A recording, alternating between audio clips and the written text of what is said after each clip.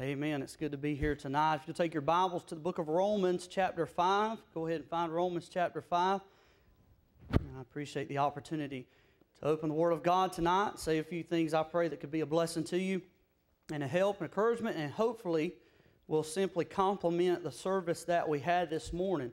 Me and Brother Hugh Adams even discussed it, and I had to agree with him, and I don't want this to sound wrong, but there are times you come in and you're not feeling it. I mean, just be honest about it. You don't really necessarily look for the Spirit to move like that, but then every now and then it just gets on you, and you can't help it. And I like every now and then what Sammy does is get us to just get on a hymn and kind of slow down a little bit and repeat those lines. And when we got to just saying that old rugged cross has a wondrous attraction for me, that little phrase just kept bubbling over in me. And I'm telling you, it's good. And I began thinking just now, I've had a lot of good things happen to me in my life. I was born.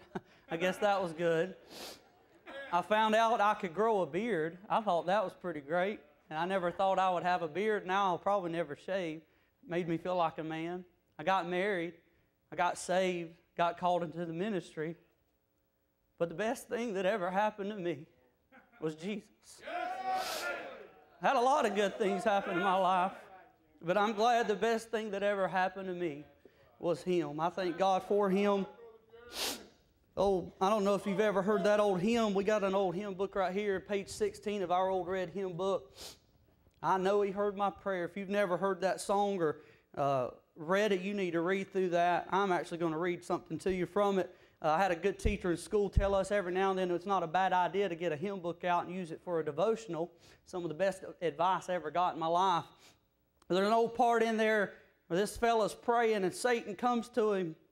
And he says, the enemy has said that my faith in God was dead.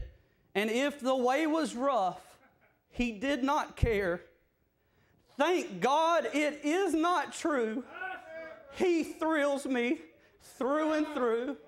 I know the Savior heard my prayer. There's times when Satan comes up beside us and he likes to remind us that God doesn't care, or he tries to convince us that God doesn't know what we're going through, but for some reason there's this feeling deep down on the inside, and I have to say, Satan, you don't know what you're talking about. You're a little mixed up. You're a liar and you're a deceiver. If I didn't have this feeling that I've got inside me, I'll tell you what, I would probably believe you, but I talked to him this morning, like Sammy said, and I thank God we've got a Savior that is real and that is there when we need Him. Romans chapter 5. I'm actually going to read a couple of different passages of Scriptures, but this is a good starting point. Tie a thought together tonight that I believe and I hope will be a help and a blessing to you tonight. Romans chapter 5, verse number 6. The Bible says, for when we were yet without strength, in due time Christ died for the ungodly. For scarcely for a righteous man will one die, yet peradventure for a good man some would even dare to die. But God commendeth His love toward us, in that while we were yet sinners, Christ died for us. Over in Ephesians chapter 2, verses 1 through 5, the Bible says, and you hath He quickened, who were dead in trespasses and sins, wherein in time past ye walked according to the course of this world, according to the prince of the power of the air, the spirit that now worketh in the children of disobedience, among whom also we all had our conversation in times past in the lust of our flesh, fulfilling the desires of the flesh and of the mind, and were by nature the children of wrath, even as others. But God, who is rich in mercy, for His great love wherewith He loved us, even when we were dead in sins, hath quickened us together with Christ. By grace ye are saved. Romans 5:20, the Bible says, moreover the law entered, that the offense might abound. But where sin abounded, grace did much more abound. 1 Corinthians 15, verses 9 through 10, Paul said, for I am the least of the apostles, that am not meet to be called an apostle, because I persecuted the church of God. But by the grace of God I am what I am. 1 John 4:10, John said, herein is love, not that we loved God, but that He loved us and gave Himself, sent His Son to be a propitiation for our sins. I want to preach tonight on this subject. Then God did intervene. then God did intervene. I'm glad there was a time in my life when God butted in, when God intervened into my life. I believe it to be a good exercise to once in a while take a trip down memory's lane. Remember who you used to be, where you were before God's mercy and grace came your way, and be reminded of where you ought to be today in hell. You might say, I don't like bringing up my past, and I couldn't agree more. We're not here to bring up your past mistakes. We're not here to talk about your failures. We're not here to bring up the dark secrets that you're trying to hide away. Nobody's asking you to air out your dirty laundry. But the Bible does remind us of what we once were, who we used to be, where we were headed before Jesus stopped by our way. And what I'm saying to you is that it would do us all good every now and then to get alone with God, get our Bible out, and be reminded of what we should be, where we should be, what we were, and where we were headed. We were without hope. We were without God. We were without salvation. And the reason I say that tonight is this. When you start to consider who you were, where you were when God found you, it automatically reminds you of the truth that you're no longer that man, that you're no longer on that path to hell, that you're no longer hopeless, that you're no longer without God in this world, but because God intervened one night in your life, because God stepped in to the picture of your life one night, things are a little bit different now.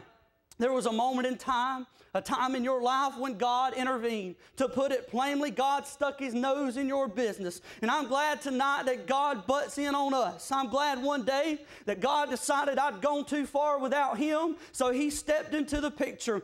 Ephesians chapter 2.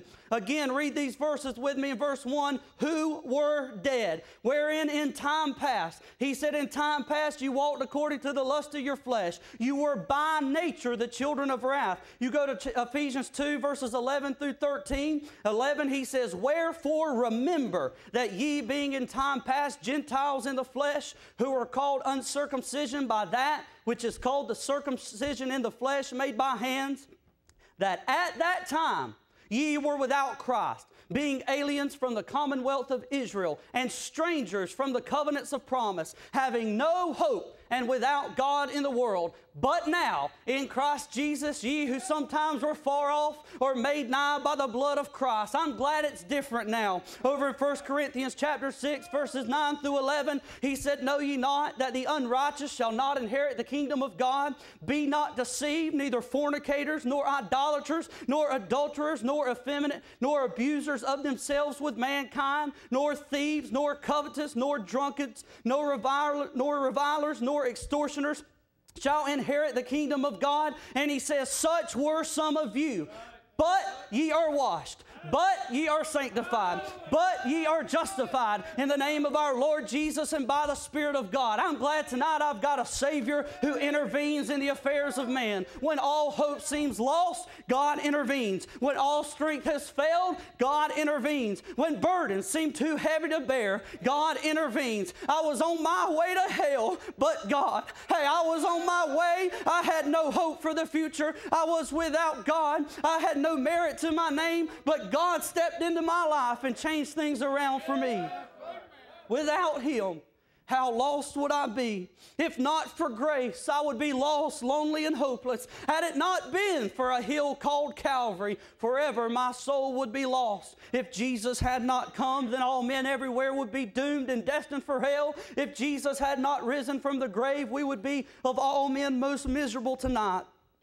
But God would have none of that. God would not stand idly by, leaving us to ourselves. God would not allow Satan to snatch our souls and take us down with him. I like going through the Old Testament and finding out those times where God just kind of stuck His nose in somebody's business. Over in Genesis 31, Jacob was having a little trouble with Laban. And in verse 1, he said he heard the words of Laban's son saying, Jacob hath taken away all that was our father's, and of that which was our father's hath he gotten all his glory. And Jacob beheld the countenance of Laban, and behold, it was not toward him as before. And the Lord said unto Jacob, return unto the land of thy fathers and to thy kindred, and I will be with thee. And Jacob sent and called Rachel and Leah to the field unto his flock, and he said unto them, I see your father's countenance, that it is not toward me as before, but the God of my father hath been with me. Look, things aren't really going my way, and I've made some enemies out here, and I really am a little distressed right now, and I just got this on my back, and this is on my mind, and I feel a little lonely, and I feel a little depressed, and I feel like nobody cares about me, but there's somebody that cares about me. Jacob could say, hey, yeah, Laban's turned against me, but God, but God, but God. Hey, I'm glad tonight I've got some enemies in this world, and I'm not happy about it. I wish everybody liked me. I wish I could make everybody happy, but as long as we stand for this old blessed book, they're going to hate us, and it's easy to get down in the dumps. It's easy to start walking around saying nobody likes me, everybody hates me. I guess I'll go eat worms, but I'm glad every now and then the Holy Spirit will remind us it don't matter what the world says, it doesn't matter what Satan says, it doesn't matter what your enemy says. There's a God in heaven that has promised to be with you wherever you go. You know, Joseph in the Old Testament, Genesis 45, he had some problem with his own brothers, sold him into slavery. They got jealous, they hated him, threw him in a pit, picked him out of that pit, sold him, and just one thing after another happened to Joseph. And over in Genesis 45, verses 4 through 8, he met his brothers again. The Bible says, he said, come near to me, I pray you. And they came near.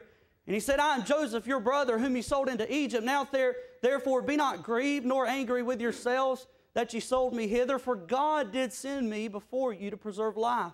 For these 2 years hath the famine been in the land, and yet there are 5 years in the which there shall neither be earing nor harvest. And God sent me before you to preserve you a posterity in the earth, and to save your lives by a great deliverance. So now it was not you that sent me hither, but God.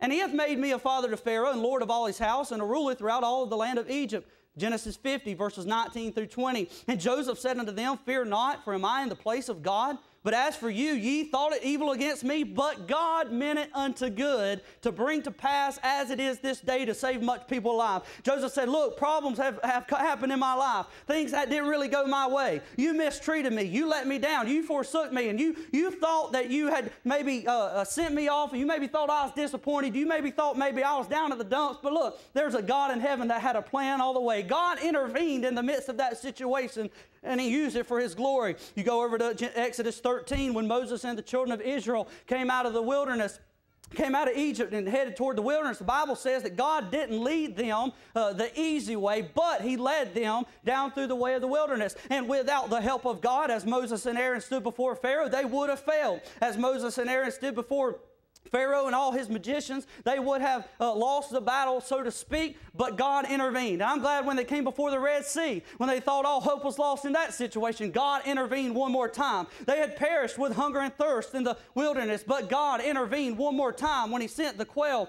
and the manna and the water from the rock. You go over to Judges chapter number 15, after Samson had slayed 1,000 Philistines, the Bible says that he was thirsty and he called on God. He said, thou hast given this great deliverance into the hand of thy servant, and now shall I die for thirst and fall into the hand of the uncircumcised. Verse 19 says, but God clave a hollow place that was in the jaw, and there came water thereout. Look, sometimes we get down in the dumps, we get thirsty, we get dried up spiritually. We think that we're going to go down for the last count. We think we're going to perish. All of a sudden, God shows up, God intervenes, and he refreshes our spirit.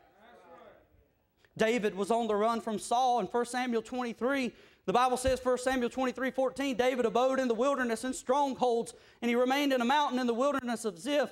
And Saul sought him every day, but God delivered him not into his hand. I don't know about you, there's many times we feel like we're running from the enemy and we're running from problems. We can't do enough to maybe get away from our problems. We think that we're going to go down and we think it's going to consume us. But God, but God, but God. God intervenes in a situation, even when we feel like we're going to go down and fail miserably. Daniel versus the wise men of Nebuchadnezzar. He said, Daniel answered in the presence of the king and said, the secret which the king hath demanded cannot the wise men, the astrologers, the magicians, the soothsayers show unto the king, but there is a God in heaven. I love that phrase. But there is a God in heaven.